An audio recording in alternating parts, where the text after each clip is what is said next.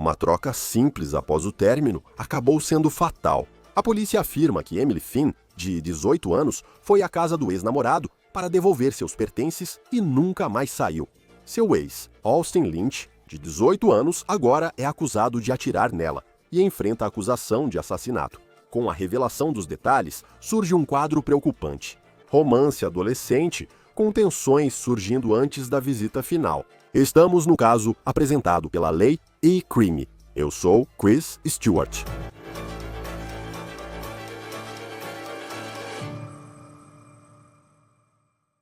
Uma jovem bailarina adolescente foi supostamente baleada e morta por seu ex-namorado em um ato devastador de violência, que abalou uma comunidade de Long Island. Enquanto Emily Finn, de 18 anos, é lamentada, seu ex-namorado Austin Lynch enfrenta a acusação de assassinato e surgem relatos sobre as possíveis causas da tragédia. Segundo a polícia, o caso ocorreu em uma casa em Wisconsin, Nova York, no feriado de Ação de Graças. Emily estava de férias da faculdade em casa. Ela precisava devolver alguns pertences após um término recente. Nesse momento, segundo os investigadores, seu ex-namorado de 17 anos, prestes a completar 18, supostamente disparou 2 tiros de espingarda. O primeiro tiro matou Emily. O segundo, supostamente direcionado ao próprio rosto, deixou-o gravemente ferido. Agora, enquanto ele aguarda as acusações, um amigo da família dele está se manifestando, apontando o sofrimento do término como um motivo por trás da suposta violência. Uma série de fotos nas redes sociais mostra a situação mais complexa. Além de fotos do baile e viagens, há imagens do ex-namorado com armas em passeios de família, mostrando um ambiente que valoriza a dureza. Este caso gira em torno de uma jovem de 18 anos de Long Island, chamada Emily Finn. Segundo o The Independent, ela era uma bailarina dedicada de Bayport, Nova York. Ela se formou na Sayville High School e começou o primeiro ano na SUNY Oneonta, estudando para ser professora. O diretor artístico dela disse ao Newsday que ela era uma líder muito querida em seu estúdio de dança, e ela foi descrita por quem a conhecia como uma presença vibrante e calorosa. Também há o ex-namorado dela, Austin Lynch. Segundo o New York Post, ele tinha 17 anos e havia acabado de se formar no ensino médio. Segundo relatos, ele se alistou recentemente nos Fuzileiros Navais. Sua família era de Wisconsin, fica a cerca de 20 minutos de carro da cidade natal de Emily. O Post relata que os dois tinham um histórico juntos. Eles namoraram, foram ao baile e viajaram em família juntos. No dia de Ação de Graças deste ano, esse relacionamento havia acabado recentemente. A polícia afirma que tudo terminou em tragédia na véspera do dia de Ação de Graças. Em 27 de novembro, Emily estava em casa após a faculdade, provavelmente ansiosa pelo feriado. Segundo investigadores, ela parou por último na casa do ex-namorado em Wisconsin, pouco após as 11 da manhã. O motivo, apresentado pela polícia para sua visita, soa quase dolorosamente comum. O tenente-detetive Kevin Baker disse ao Greater Long Island que ela só foi devolver itens do ex-namorado após o término. O que aconteceu dentro daquela casa é o que faz essa história deixar de ser apenas um término de relacionamento para se tornar uma investigação de homicídio. A polícia afirma que Austin Lynch atirou 2 vezes com uma espingarda registrada. O primeiro tiro matou Emily Finn e o segundo investigadores, foi disparado por ele contra o próprio rosto. A ligação para o 911 partiu do pai de Austin, de dentro da casa. Isso de acordo com a polícia. E quando os primeiros socorristas chegaram, Emily Finn foi declarada morta no local. Austin Lynch, gravemente ferido, foi levado ao hospital e sobreviveu. No dia de Ação de Graças, que também era seu 18º aniversário, ele passou o dia em um leito de hospital. Nos dias que se seguiram, uma onda de tristeza tomou conta da comunidade. Vigílias foram realizadas. Fitas rosas, cor preferida de Emily, apareceram por todo lado. Enquanto Lynch se recuperava no hospital, o escritório do promotor público do condado de Suffolk anunciou que pretende acusá-lo de homicídio em 2º grau. Mas como ele tinha 17 anos na época do suposto crime, mesmo que por apenas um dia, a aplicação da lei Raise the Age de Nova York significa que uma decisão futura determinará se ele será julgado como adulto. Sua prisão formal e a acusação oficial pela acusação de homicídio ocorreram assim que ele foi liberado pelos médicos. Agora, enquanto a comunidade ainda está abalada por essa perda devastadora, uma voz surgiu tentando entender tudo isso. O New York Post afirmou ter ouvido uma amiga da família Lynch, que sugeriu um motivo pessoal surpreendente para o caso. Essa fonte, que afirmou conhecer o adolescente acusado, Austin Lynch, desde que ele era criança, disse ao veículo que estava, abre aspas, enojada pelas supostas ações, mas a explicação deles afastou a ideia de premeditação ou de um histórico oculto e apontou para uma única emoção avassaladora. Segundo o post, a fonte classificou a tragédia como resultado catastrófico de um término de namoro na adolescência. Eles teriam descrito o relacionamento como um amor de adolescente que perdeu o sentido e disseram que o jovem não estava emocionalmente preparado para o término.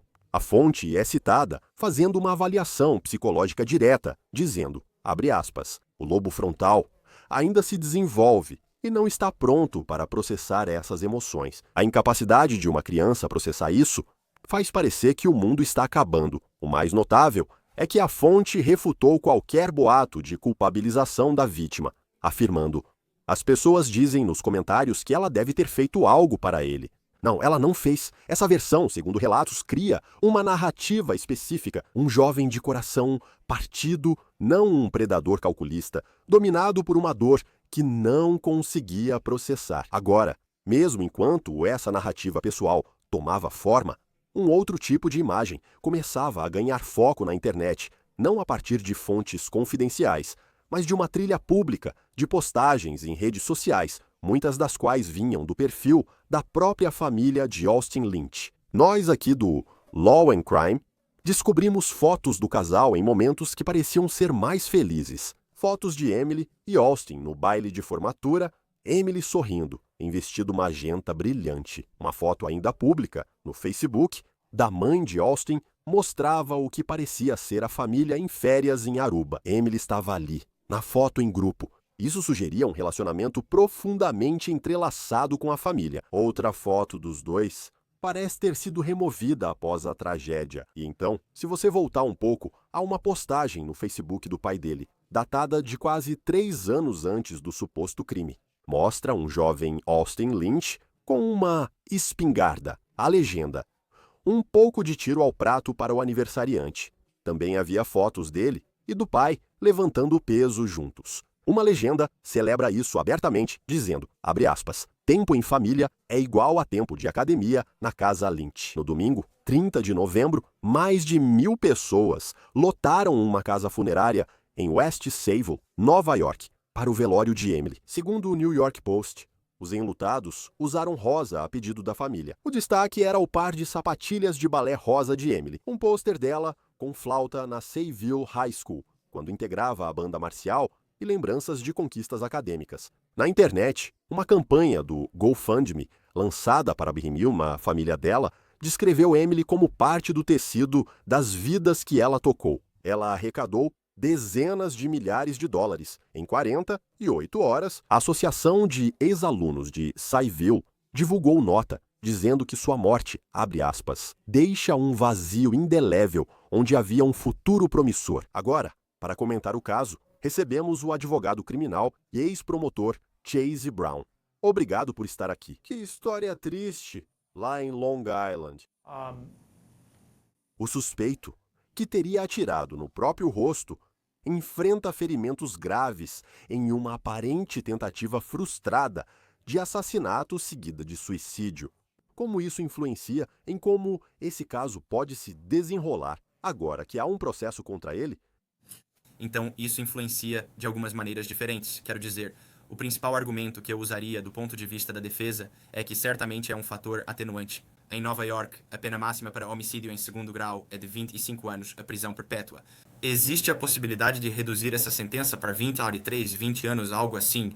Isso não justifica o comportamento dele, mas o fato de ele realmente ter se machucado é um atenuante. E eu não sei a extensão desses ferimentos. Então, isso certamente conta. E isso é algo que eu levaria em consideração como atenuante. Como promotor, a outra versão não importa. Ele sabia exatamente o que estava fazendo, tinha total intenção aqui e pretendia tirar a própria vida no final. E você sabe, obviamente ele não teve sucesso. Mas não deveria haver um fator atenuante. Acho que, seja qual for o lado, você usa isso nesse sentido. Do lado da defesa, há um argumento atenuante forte. E isso também é fascinante do ponto de vista jurídico. Um caso trágico é que ele tinha 17 anos e faria 18 no dia seguinte. Você não vê isso com frequência, quando se resume literalmente a 24 horas entre ser adulto e menor de idade. Como isso influencia em como as coisas podem acontecer. De qualquer forma, é um homicídio de segundo grau, um dos poucos estatutos em Nova York que permite o caso continuar no tribunal criminal. Existem muitos crimes que, até certo ponto, podem ser transferidos. Assassinato não é um deles. Então, a diferença de um dia, nesse caso de homicídio de segundo grau, não acho que faça tanta diferença. Se ele fosse mais jovem, 15, 14 anos, algo assim, mas é um desses crimes que vai permanecer, tem a capacidade de permanecer, então no final das contas vai caber ao juiz decidir. Duvido que algum juiz deste condado aprove transferir isso para o tribunal de família. Acho que isso pertence ao tribunal criminal e, sinceramente, acho que é lá que vai ficar.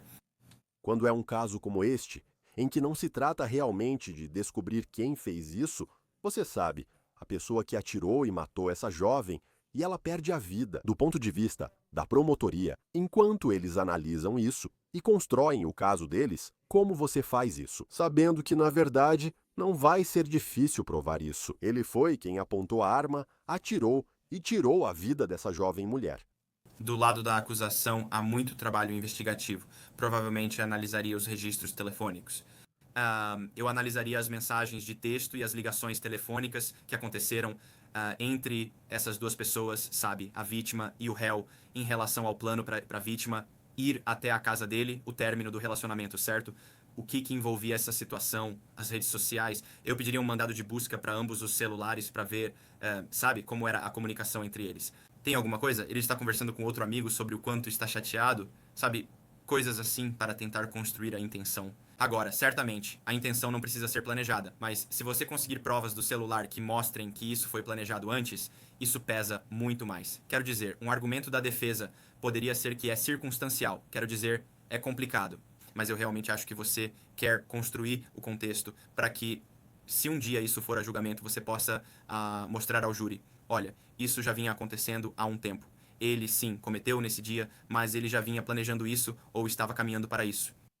Porque, do ponto de vista da defesa, se você está assumindo esse caso, em que momento você meio que abre mão dessa parte, dizendo algo como: olha, ele foi quem atirou. Agora vamos falar sobre algumas das coisas que levaram a esse momento? Um, provavelmente logo no início, reforçando uma visão de mitigação. Isso é algo em que você provavelmente teria que pedir ao juiz para aceitar um acordo, certo?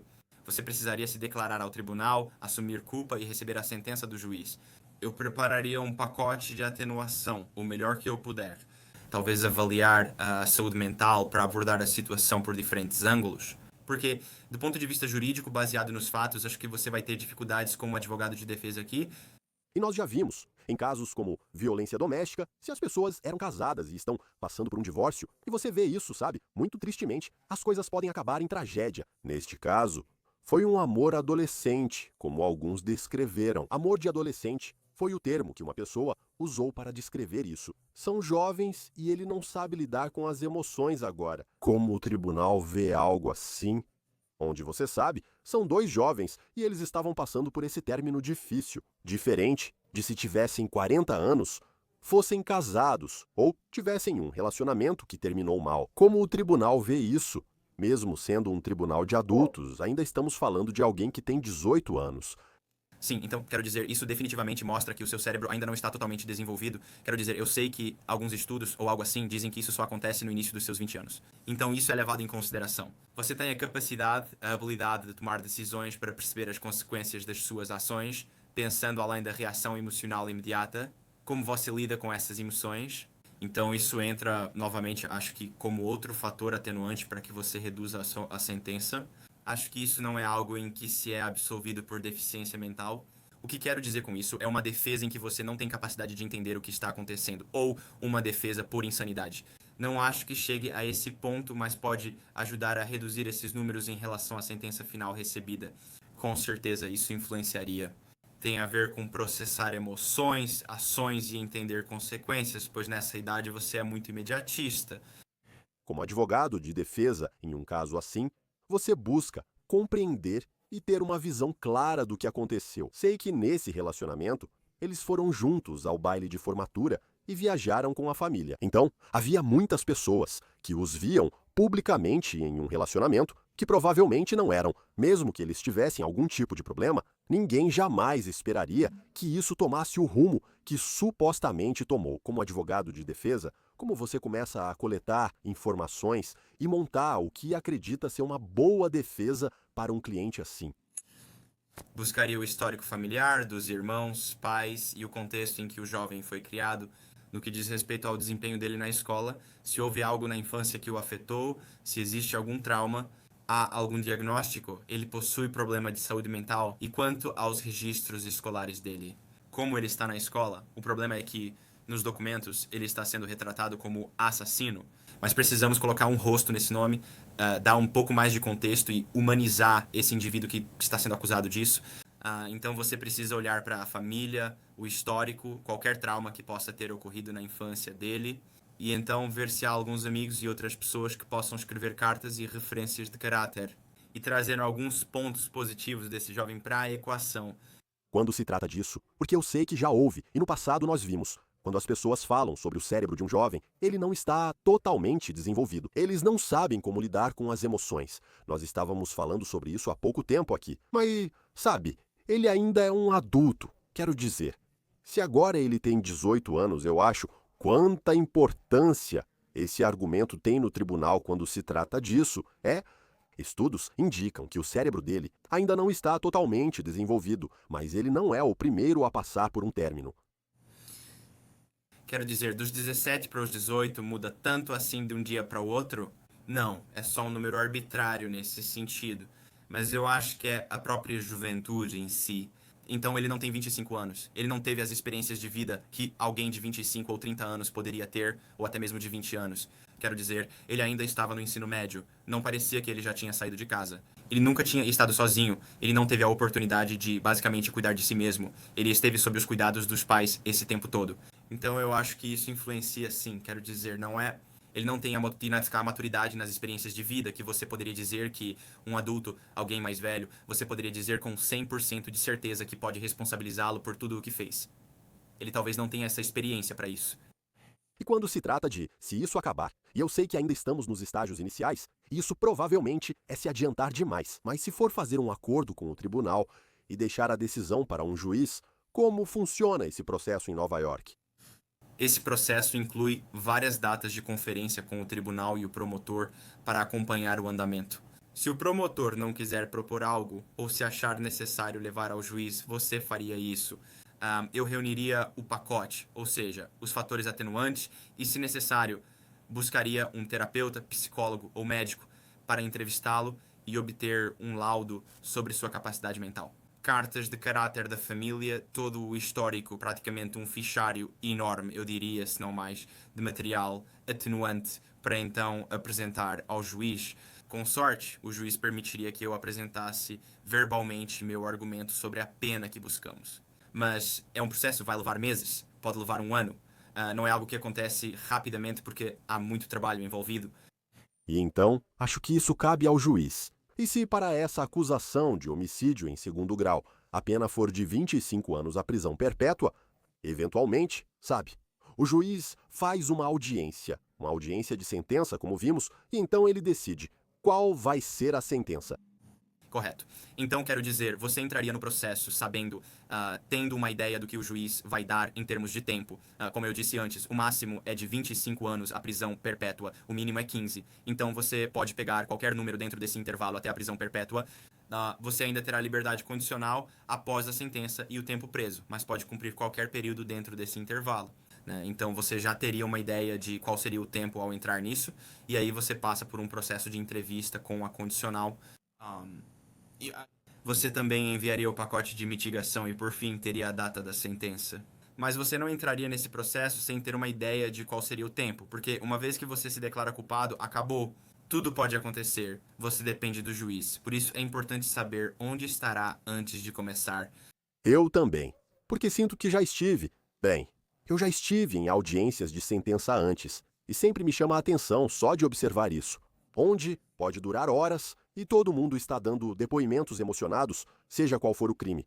Mas então, chega aquele momento em que o juiz toma a decisão sobre qual será a sentença. Ou pode ser como uma audiência para decidir se alguém será liberado sob fiança. Parece que, após horas de depoimentos, o juiz analisa tudo em 30 segundos e toma a decisão. O quanto, nesses momentos, falando de forma mais geral, o quanto aquele dia específico e aquela audiência influenciam na sentença que vai ser dada. Depende do caso, né? Não dá pra afirmar, você pode afetar cada situação de maneira distinta. Já vi casos em que a maneira como o réu age diante do juiz naquele dia, o que quero dizer com isso é, ele demonstra arrependimento? Eles estão pedindo desculpas, eles estão pedindo perdão às vítimas em um caso sensível para as vítimas, eles estão pedindo desculpas às vítimas, eles estão admitindo sua culpa, ou é alguém que, mesmo condenado por um júri, ainda declara ser inocente, apesar de esse ser o fundamento do nosso sistema? Eu vou recorrer, eu não fiz isso, certo? Isso influencia o juiz. Então, eu acho que isso é muito importante. Como a pessoa age diante do juiz em relação ao remorso. E então, se o juiz não estiver ciente de parte do impacto que a vítima pode ter sofrido, todas aquelas declarações de impacto da vítima podem ser incrivelmente impactantes e dolorosas e muito, muito difíceis para todos ouvirem, justamente por causa de como alguns desses crimes podem ser traumatizantes. Então, é caso a caso. Mas eu acho que realmente tudo se resume a como aquele réu vai se comportar no tribunal. Eles vão se desculpar, ainda vão insistir na inocência deles depois. E isso, obviamente, é em uma situação de julgamento, mas em resumo depende do caso. Mas esses são alguns dos fatores. Quando se trata dos promotores, nesse caso, novamente, não é uma situação em que você tenta descobrir quem tirou a vida dessa jovem. Nós, basicamente, sabemos o que aconteceu. E sabemos que houve esse término e todas essas coisas envolvidas. E ela nunca mais vai estar aqui. Ela perdeu a vida. Ela tinha um futuro incrivelmente promissor. E sua vida foi perdida, o que influencia a decisão de um promotor sobre fazer ou não um acordo para evitar um julgamento, mas ao mesmo tempo garantir que a família, as comunidades que eles têm, recebam a justiça que procuram, porque foi um ente querido deles que se perdeu. Certo, com certeza. Então vai se resumir a... se houver julgamento, tenho certeza de que os pais da jovem e a família deles estarão presentes todos os dias. Um julgamento é um julgamento, quero dizer, você ainda tem que provar o seu caso, então você tem que provar a morte. Você precisa provar que o jovem agiu intencionalmente. No julgamento há autópsias e fotos. E a família precisa sentar ali diariamente e reviver o momento mais traumático de suas vidas, tenho certeza. Então há algo a ser considerado sobre evitar esse processo, declarando-se culpado. Mas ao mesmo tempo, você precisa ter um número, e eu digo um número, uma sentença que dê um desfecho para a família, que proporcione justiça para todos os envolvidos. Então, sabe, se você conseguir encontrar esse número que evita um julgamento, evita esse processo realmente exaustivo para a família, mas que também seja o número certo para esse réu se declarar culpado, eu acho que é isso que resolve a situação. Julgamentos são apenas isso, e ainda assim você sente simpatia. Você pode considerar isso no julgamento, mas ainda precisa provar seu caso e relatar tudo o que ocorreu. E isso não é... A família estaria lá e é algo que seria muito difícil, com certeza. E se isso acabar indo a julgamento? E digamos que o réu tente a sorte com seja lá o que for, quem sabe o que pode surgir em termos de provas à medida que esse processo avança. Se houver um veredito de culpa, quem decide qual será a sentença? Nesse momento depende totalmente do juiz. O juiz é quem vai tomar a decisão. Se o caso fosse a julgamento e ele fosse considerado culpado, os fatores atenuantes que citei antes provavelmente seriam considerados novamente. Provavelmente você vai apresentar aquele mesmo pacote novamente ao juiz para tentar reduzir esse número. No entanto, neste momento, você não pode punir alguém por exercer seu direito de ir a julgamento. Mas há algo a ser dito sobre a família da vítima que tem que vir todos os dias e passar por isso. Então, novamente, você vai tentar reduzir esse número o máximo possível. Mas, você sabe, agora você foi considerado culpado por um júri dos seus pares. Este é nosso sistema. Agora, a decisão é do juiz. Sim, e vamos ver como esse caso se desenrola. Ainda está nos estágios iniciais, um caso muito trágico. Trágico vindo de Long Island, Chase Brown, advogado de defesa criminal e ex-promotor, obrigado por dedicar seu tempo para estar conosco no Law and Crime. Nós agradecemos. Sim, obrigado por me receberem. Austin Lynch segue detido, acusado de homicídio em segundo grau. Estas são as informações do Law and Crime. Inscreva-se no nosso canal no YouTube e Spotify. Sou Chris Stewart. Até a próxima!